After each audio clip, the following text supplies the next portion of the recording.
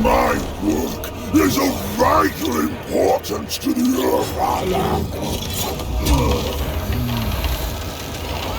Death blooms, and pestilence flourishes under the watchful eye of Epidemius, the Tallyman of Nurgle.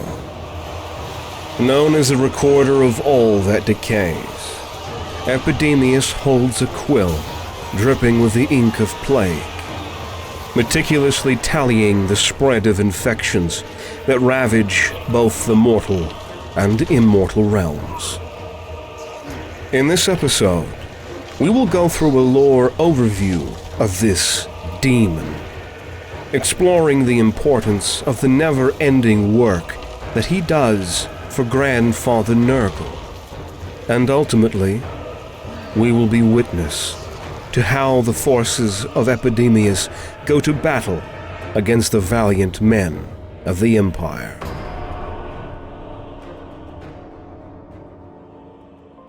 Epidemius is a fascinating being in the pantheon of Nurgle's followers.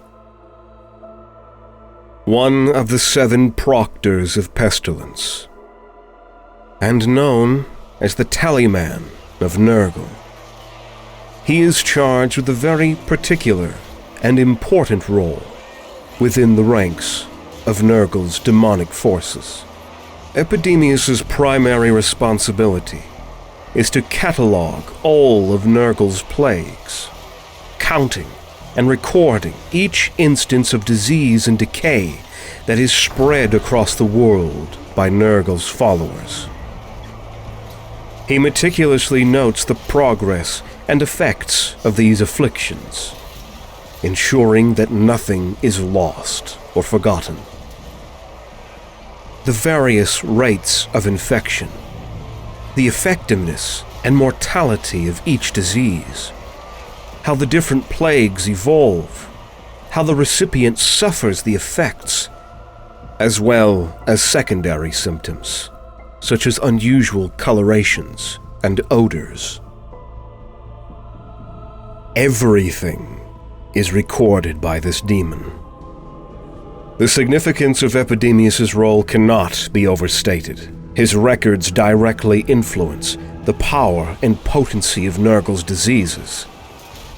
The more widespread and devastating a plague is, the stronger and more vigorous Nurgle and his followers become, feeding off the despair and destruction caused by these diseases. Visually, this demonic being is often depicted as a grotesque and corpulent figure, atop of a massive palanquin that serves as his throne. It is carried by 24 Nurglings. These lesser demons are not only his helpers, but also act as a physical representation of the diseases catalogued in his scrolls. When confronted by adversaries, Nurglings generally launch themselves into a frenzied swarm, eagerly attacking the lower limbs of their foes, clawing and gnawing, biting ankles, and eagerly looking for any intriguing sores or vulnerabilities that they find. Their minuscule teeth, sharp as razors, inflict bites that, while seldom fatal on their own, often mark the start of a protracted, disease-laden decline, as infections usually take hold in the small wounds that they create. However, the Nurglings tasked with bearing Epidemius's palanquin serve a different role. These particular Nurglings are dedicated solely to attending to his every need and aiding in the Tallyman's mobility, helping him traverse the battlefield and focus on his crucial work of recording the spread of the plagues through the enemy ranks.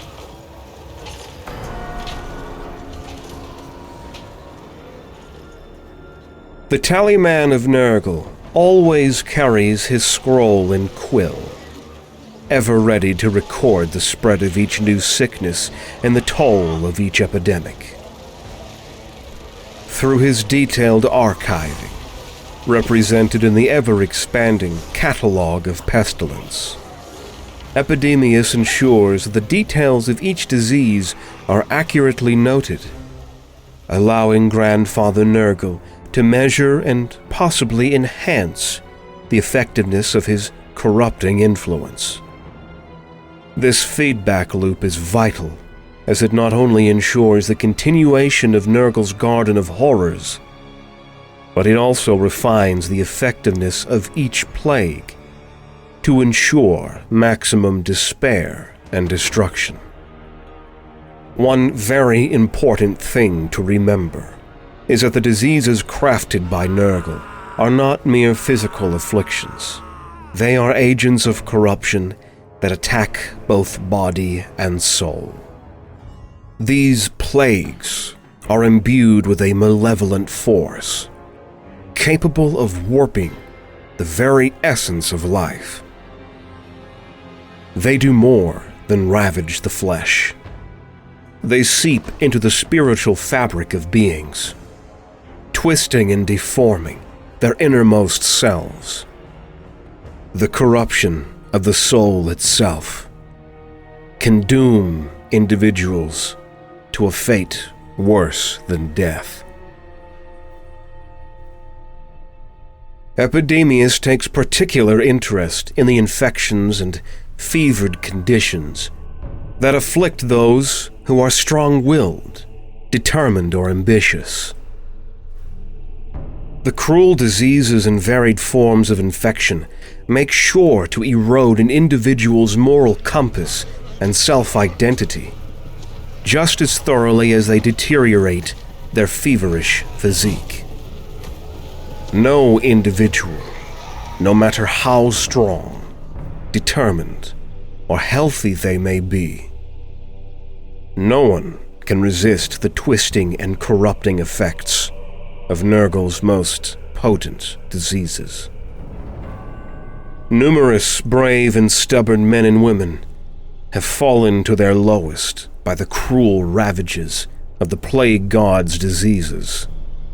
Observing such a decline of body and soul is considered a rare honor amongst the demons of Nurgle, and none are more adept at this observation than the nefarious Epidemius. He expertly reads the deteriorating matter of the soul as it leaves the body, recording his grim yet invaluable insight.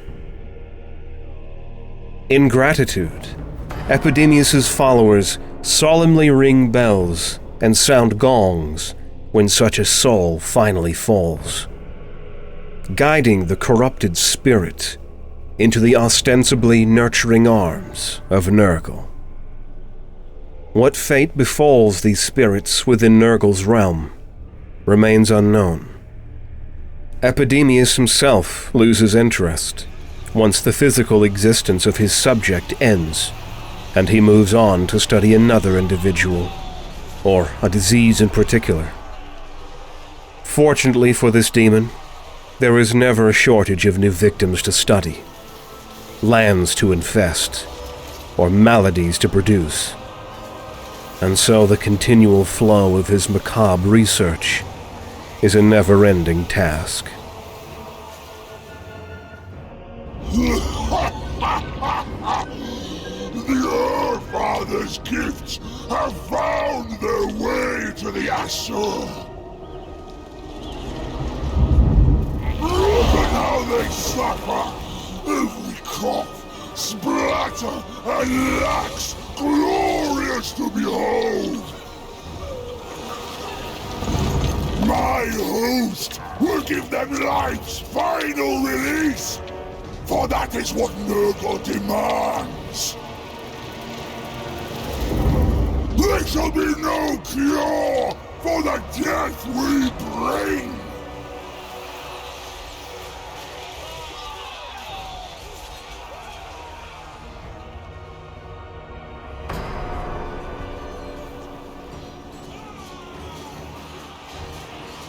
The clash of steel and the cries of the dying filled the air. Perched atop a grotesque throne of bones and rotting flesh, Epidemius observed the battlefield before him with a chilling detachment. A vast host of plague-bearers moved forward, bringing gifts of decay with them. The demons had clashed against the disciplined human ranks with relentless determination, and had caused a grueling fight between the two forces. The air itself had thickened with the stench of death and rot. Humans, valiant yet visibly faltering under the assault of contagion, fought against the demons of Nurgle, but also against the creeping dread of infection. Some of these afflictions seemed to swiftly spread through the ranks, creating a panic amongst the men. Clutching his sword, Sergeant Erhard Creel shouted over the din of battle, trying to rally his men. Steel yourselves! Let them bring their decay, for we shall meet it with steel and fire! Stand firm, fight hard, and let it be known that even in the face of such corruption, the spirit of the Empire will never falter. For as long as our hearts beat, hope remains alive within us. But the plague-bearers, delighting in the spreading of decay, had unleashed virulent pathogens into the air and soil to weaken the men of the Empire who were valiantly defending their lands, and to corrupt the very earth on which they stood, making it ideal grounds for further development of more diseases. Above it all, Epidemius meticulously noted the progress of each disease. The tolling of bells had resonated deeply, not to mark the passing of hours, but to herald the fall of souls to pestilence. The demon recorded, watched, and tallied, ensuring that no instance of plague went uncounted, and no scream of agony unheard.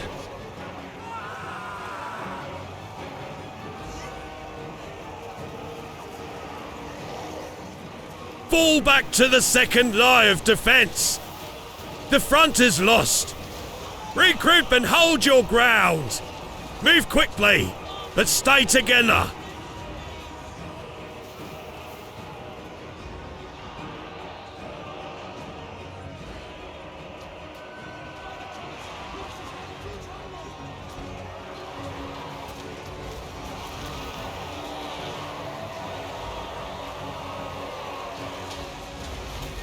We fought with every ounce of courage. We were but mortal men. Their corruption seeped through our armor.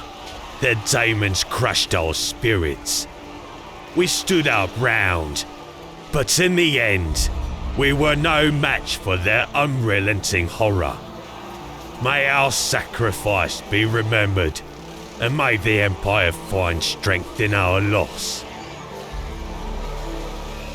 In the grim aftermath of the battle, the once proud battlements of the Empire lay silent, save for the mournful tolling of distant bells and the unsettling buzz of flies. The ground, sodden with the blood of fallen soldiers, bore witness to the devastating efficiency of Epidemius' army. Most of the Empire's men were dead, their bodies hastily decomposing under the influence of caustic plagues. The few survivors, wounded and haunted, staggered from the battlefield. They would suffer greatly in the days to come. The infections they were exposed to, and the corrupted air they had breathed, would bring them to a slow painful death. Amidst this desolation, Epidemius remained perched atop his grotesque throne, diligently recording each death and the progression of decay with a scholar's precision. His quill never paused, scratching incessantly as he noted the condition and signs of the decomposing bodies and the density of the contaminated atmosphere. The once vibrant battlefield was now transformed into a silent garden of death. Epidemius's eyes gleamed with an unsettling zeal as he observed the corruption spreading through both the dead and the dying. Every so often, a wretched cough or a pained moan would echo across the field, signs of life that were quickly fading. These too were accounted for. As the shadows lengthened and the sun began to set on the ravaged land, Epidemius burned the midnight oil, continuing his work amidst the devastation, ensuring that no aspect of the plague spreading went unrecorded. This is the reality of Nurgle's gift. Unrelenting, unyielding, and all-consuming.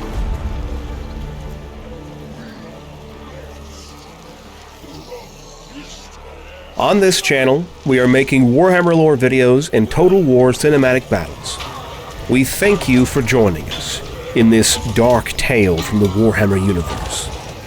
If you enjoyed this episode, you can help us enormously by sharing this video and spreading the gifts of Grandfather Nurgle. You can also check the links in the description for more information. Thank you for watching, and we'll see you on the next one.